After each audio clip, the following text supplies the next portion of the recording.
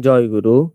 আজকের ইষ্ট প্রসঙ্গে আমরা জানব শ্রী শ্রী দাদা আমাদেরকে ঠাকুর ধরে কিভাবে চলতে হয় এবং ঠাকুরের কাজ কিভাবে আমরা করব সেই সম্বন্ধে শ্রী শ্রী দাদা আমাদেরকে কি বলেছেন।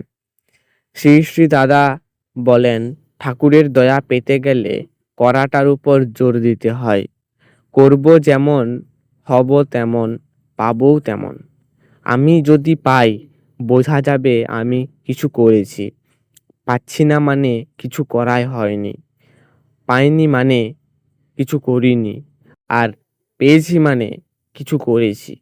সবাই ঠাকুরের জন্য করেন, সবাই ঠাকুরকে ভালোবেসে যান। যত করব তত তার দয়া পাবো।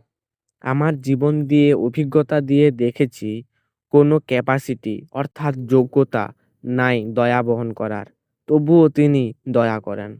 দুঃখ, যন্ত্রণা এক মুহূর্তে তিনি সব কিছু মুছে দেন। খোঁড়া মানুষ পাহাড়ে উঠে যাচ্ছে তাঁর দয়ায়।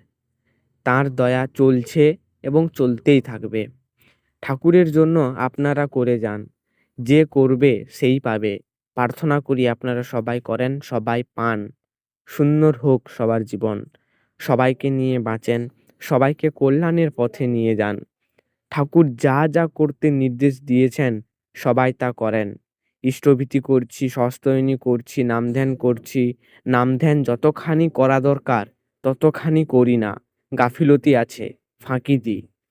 আমার করার চেষ্টা থাকবে, করেই যাব। ভালো না লাগলেও করব। করবই বলে যে করতে থাকে সেই পায়।